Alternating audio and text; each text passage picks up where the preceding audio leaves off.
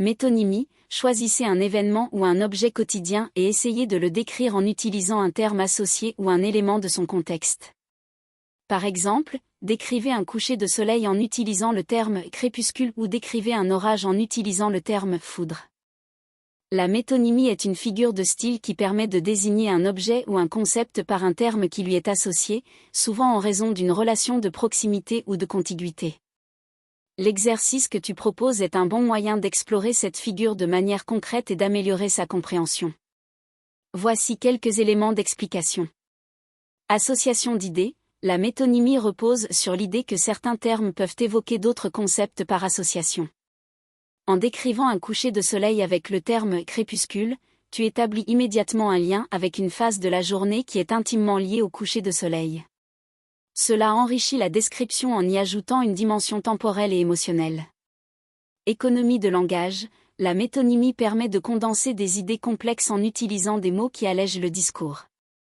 Plutôt que de décrire détailler un orage avec tous ses éléments, pluie, éclair, tonnerre, on peut simplement utiliser le terme foudre pour évoquer l'intensité et le danger de cet événement. Création d'images mentales, utiliser une métonymie peut provoquer des images plus vives et immédiates dans l'esprit du lecteur ou de l'auditeur. Par exemple, en évoquant les voiles en parlant d'un bateau, on peut instantanément imaginer la scène maritime sans avoir besoin de décrire chaque détail de l'embarcation. Émotions et ambiance. La métonymie permet aussi de transmettre des émotions.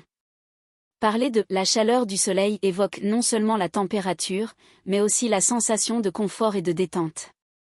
Cela peut rendre la description plus poétique et évocatrice.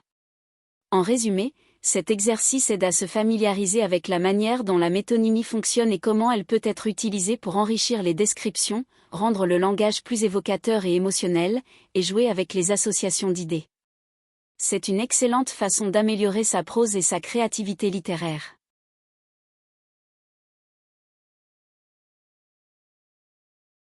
Personnification. Prenez un objet inanimé et imaginez ce qu'il dirait ou ressentirait s'il était vivant. Écrivez un court monologue ou une description en utilisant cette personnification. Cet exercice de personnification est un excellent moyen de comprendre et d'utiliser cette figure de style, qui consiste à attribuer des caractéristiques humaines à des objets inanimés ou à des idées abstraites. Voici quelques points qui expliquent en quoi cet exercice est utile.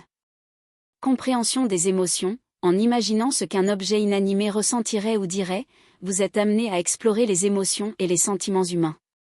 Cela vous aide à mieux saisir les nuances de la psyché humaine, puisque vous devez réfléchir à comment un objet pourrait réagir dans certaines situations.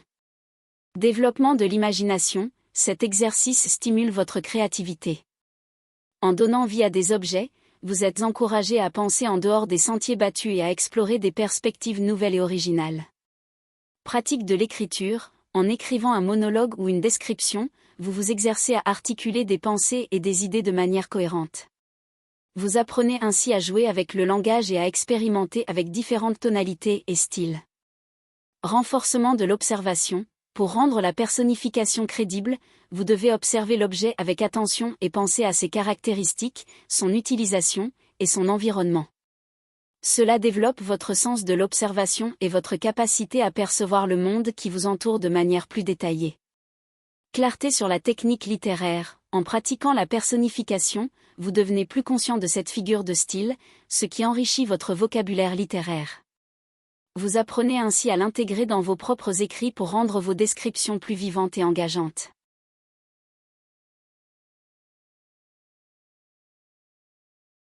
Choisissez une lettre et écrivez une courte histoire ou un paragraphe utilisant le plus possible de mots commençant par cette lettre. Cet exercice est un excellent moyen d'explorer la figure de style appelée allitération. L'allitération consiste à répéter des consonnes initiales dans une série de mots proches les uns des autres. Dans le cadre de cet exercice, en choisissant une lettre spécifique et en s'efforçant d'utiliser le maximum de mots commençant par cette lettre, vous renforcez l'effet sonore et rythmique de votre texte. Voici quelques points sur l'importance de cet exercice. Pratique de l'allitération. En vous concentrant sur une seule lettre, vous devenez plus conscient de la sonorité des mots et de la manière dont ils interagissent. Cela permet d'apprécier l'impact sonore et esthétique que peut avoir l'allitération sur un texte. Créativité. cet exercice stimule la créativité en vous forçant à penser différemment et à explorer des associations d'idées autour d'un mot ou d'un thème déterminé par la lettre choisie. Rythme et musicalité. L'utilisation d'une même lettre crée une musicalité dans le texte, ce qui peut le rendre plus mémorable et agréable à lire ou à entendre. Concentration sur le vocabulaire. Cela encourage également l'enrichissement lexical en vous poussant à trouver des synonymes ou des mots moins courants qui commencent par la lettre choisie. En résumé, cet exercice n'est pas seulement une manière d'apprendre la figure de style de l'allitération, mais aussi un moyen d'approfondir votre sensibilité à la langue et d'améliorer vos compétences en écriture créative. Trouvez une situation ou un concept et écrivez une liste de mots associés commençant par la même lettre pour créer un effet de rythme et de musicalité dans votre écriture. Cet exercice consiste à rassembler une série de mots commençant par la même lettre, ce qui crée une allitération. L'allitération est une figure de style qui utilise la répétition de sons identiques ou similaires, généralement au début des mots, pour produire un effet musical et poétique dans un texte. Importance de cet exercice. Création de rythme. En répétant des sons, l'allitération instaure un rythme particulier qui capte l'attention du lecteur ou de l'auditeur. Cela peut rendre le texte plus mémorable, en particulier dans la poésie ou la prose lyrique. Renforcement des émotions. Les sonorités peuvent évoquer des émotions spécifiques. Par exemple, des sons doux peuvent créer une ambiance apaisante, tandis que des sons plus durs peuvent transmettre une impression de tension ou de conflit. Mise en valeur d'un thème ou d'une idée. En regroupant des mots autour d'une même lettre, l'auteur peut souligner un concept central ou une atmosphère particulière. Cela renforce la cohérence du texte et aide à transmettre un message plus puissant. Jeu langagier. Cet exercice stimule la créativité et encourage le jeu avec les mots. Cela permet aux écrivains d'explorer différentes sonorités et d'enrichir leur style personnel. Figure de style liée. L'allitération est donc la figure de style directement illustrée par cet exercice. Elle est souvent utilisée dans la poésie, les discours, et même dans la publicité en raison de sa capacité à séduire et à persuader grâce à sa musicalité et son rythme accrocheur. Conclusion. Dans l'ensemble, cet exercice permet non seulement de développer des compétences d'écriture, mais aussi de mieux comprendre comment les figures de style, comme l'allitération, peuvent améliorer l'impact d'un texte sur le lecteur. En jouant avec les sons et les mots, l'écrivain peut créer une expérience littéraire plus riche et dynamique.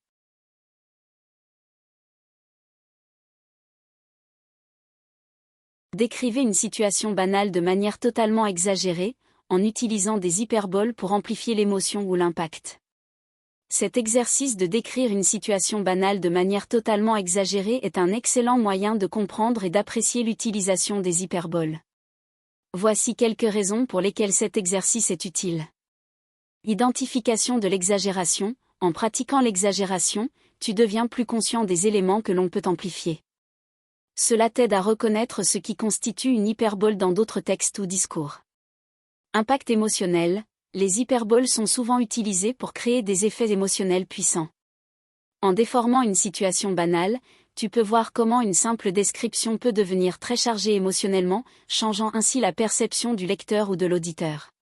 Créativité. Cet exercice stimule la créativité en incitant à penser en dehors des sentiers battus. Tu es amené à jouer avec les mots et à imaginer des scénarios farfelus, ce qui enrichit ta façon de t'exprimer. Humour. Les hyperboles peuvent aussi ajouter une dimension humoristique à un récit. En exagérant à l'extrême une situation ordinaire, il est possible de provoquer le rire et de capter l'attention du public. En conclusion, cet exercice te permet de jouer avec la langue, d'apprécier la richesse des émotions et de mieux saisir comment les hyperboles peuvent transformer des récits ordinaires en expériences mémorables et évocatrices.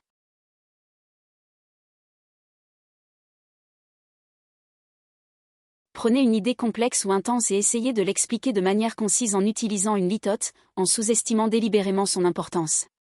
Une litote est une figure de style qui consiste à atténuer une idée ou un sentiment pour en suggérer l'opposé de manière implicite, souvent à des fins rhétoriques.